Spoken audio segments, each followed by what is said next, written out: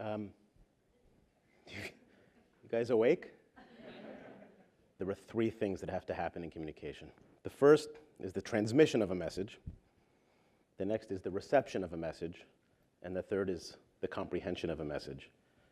And too often, I think all of us focus on the task we have to do. And as soon as we've transmitted, we feel like we've communicated.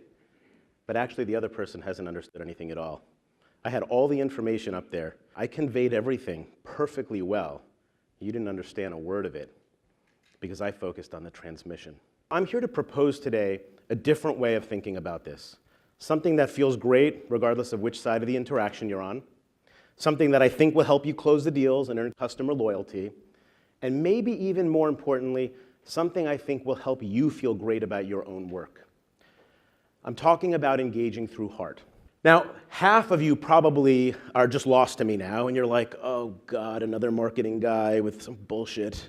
I get it, but I want to ask you to hold off on that judgment. And if you still feel that way at the end of this, then I owe you a beer. Just like sales, you don't date just for the fun of it.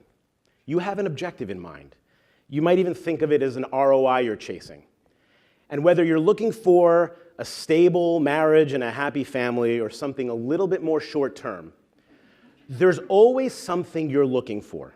I knew I had to stand out. So I sat down and I wrote a dating profile that really was just a reflection of my personality. And I'm going to share bits of that actual unedited dating profile with you. Think of this as you have to believe in this so deeply that if you won the lottery, you would come back tomorrow and you would still sell this.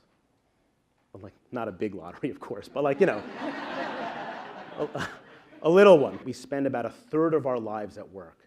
When that's awful, when we don't feel like we can have an impact, when we have a manager that doesn't listen to us, when we're not rewarded for our work, we get sent back home to be a parent, to be a spouse, to be a neighbor, to be a friend, to be a citizen, feeling embittered. When we work and we feel recognized and rewarded and stimulated and enriched, we go back home and we contribute in a whole different way. If you see yourselves as leading a movement, I promise you it will be infectious. Your customers and your prospects will see it, they'll feel it, they're still going to want the ones and zeros, but they're going to want your ones and zeros because you'll have won their hearts.